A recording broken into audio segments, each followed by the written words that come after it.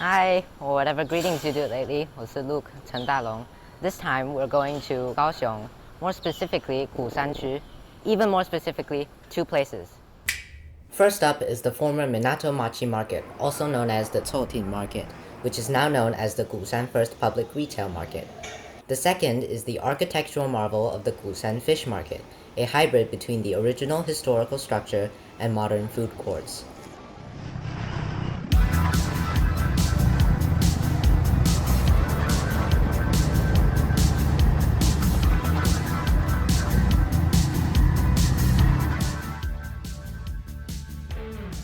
Wet markets, also known as traditional markets, were and still are a large part of Taiwan's food culture.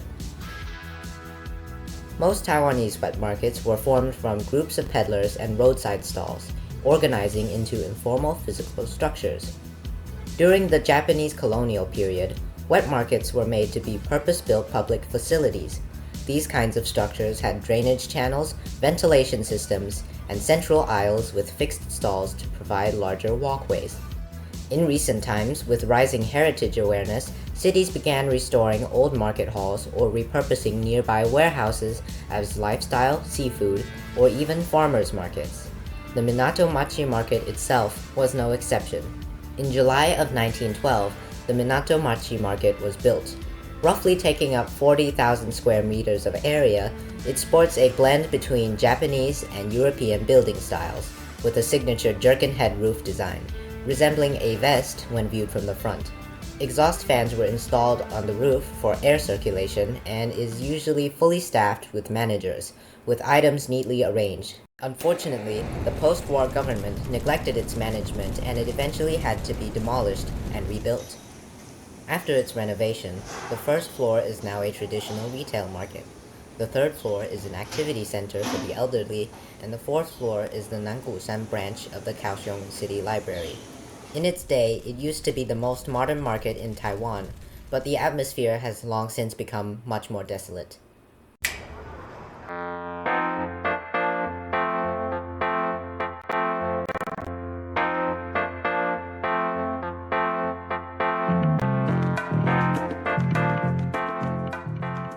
Another example of repurposed architecture is the Gushan Fish Market.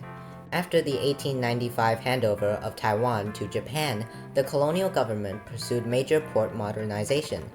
Large-scale harbor construction plans were prepared in the early 90s. Construction phases are typically dated 1908 through 1912, with further works through the 1930s. These works directly produced the reclaimed rail and pier structure known as Hamashin, which is a transliteration of the Japanese word for shore railway area, and established Kaohsiung as a major export port for sugar and or other commodities. Hamashin became the node where rail met the piers. Rail lines were pulled close to the waterfront to serve cargo and passengers, creating dense wharfside neighborhoods, which in turn produced fisheries. Thus, Hamashin became a major fishing town. However, with advancements in fishing technology, Kaohsiung's fishing port, now known as Gushan Fishing Port, was rebuilt in 1928. In 1929, the fish market was located to新濱town, where it is now known as the Gushan Fish Market. However, in 1986, a new wharf was built at Shenzhen Fishing Port. As a result, the Gushan Fish Market became unpopular and had to close down. After several changes and historical evolutions, the fish market has accumulated over 100 years of history. After years of abandonment, the Kaohsiung city government made plans in 2022 to rebuild the Gushan Fish Market, turning it into a hub for selling agricultural and fish-based products.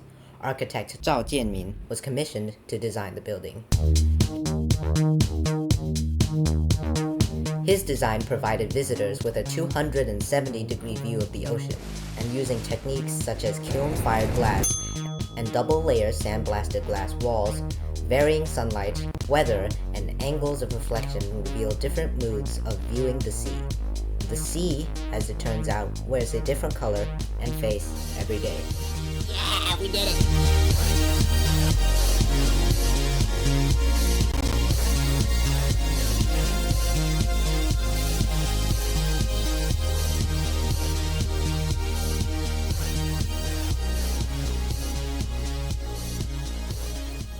Impressionist painter Claude Monet once remarked, "A natural landscape cannot stand alone. For me, only the surrounding atmosphere can give objects their true value."